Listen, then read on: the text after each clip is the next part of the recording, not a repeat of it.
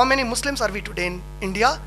We are about, how many? 30 crores according to unofficial figures, 15 crores according to official census, 12 to 15 crores official census.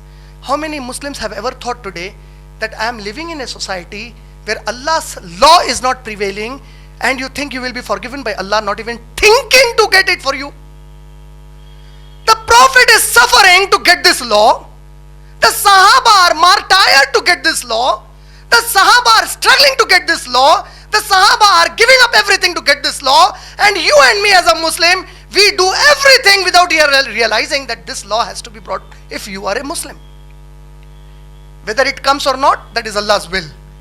But Allah will ask you whether did you strive for it or not. Performing salah, fasting in the month of Ramadan, paying the zakat, performing hajj, they are excellent deeds. There is no second thought. But they are not the purpose of you being a Muslim. They are not your purpose. See, if you ask an army man, what is the purpose of your life? He doesn't say, if I hear the beagle, I wake up at 4 a.m. in the morning, I go for exercise, I try shooting on the target. This is the purpose of my life. Is that the purpose of his life? No, that is his necessity. He is trained to defend the country. You have to perform salah, you have to fast, you have to pay zakat, you have to perform hajj, because you have to bring the sharia. That is our purpose. If that purpose is lost, on the day of judgment, everything will be thrown away on your face. We lost that purpose today. That purpose, totally we have lost it. Why? Because wherever we have studied, whether at home or the school, how are we trained about Islam in our homes?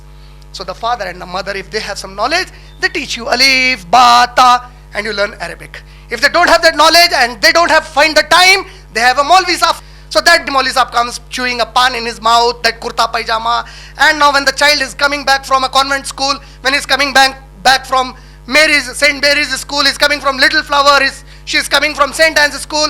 In the St. Anne's school, she's finding her teachers very neatly dressed. He's finding her contemporary education masters very neatly dressed. And the Maulvi Sahib teaching him Quran has a pan in the mouth, chewing the pan, dirty clothes. So what is the impression of Islam for him?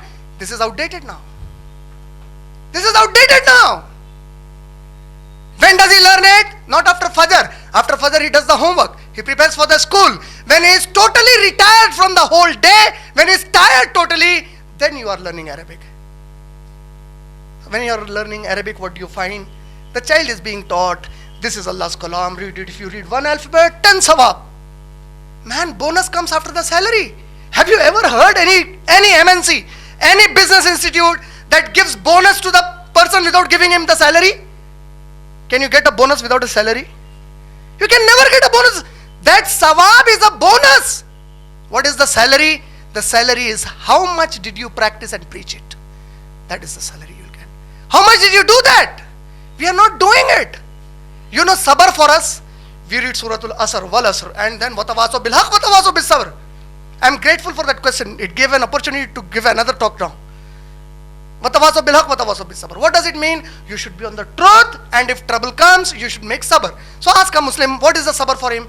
You know, I tried my best, I am not getting a job, but still I am not working in a bar. My sabr. Oh, really? And what else? You know, I have 4 daughters, they are not getting married, so I am doing sabr. Ask the girl, I am not finding a match, yet I am not doing zina. Ask the boy, yes, you see, I am studying, I have not found a job, but still I don't go anywhere, I just go to the masjid. Huh? You as a Muslim, you have no other option.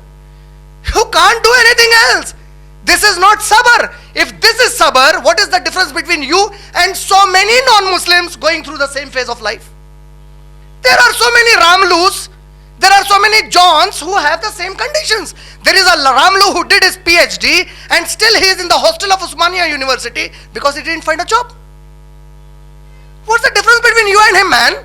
If this is sabr, the same exam is there. No, the exam for you is when you speak to the people about Islam, the people abuse you. They give you names. They look down upon you. They try to threaten you. They give a threat to your life. Man, you didn't even receive a scratch. Nobody called you an idiot, a stupid, only because you were preaching Islam.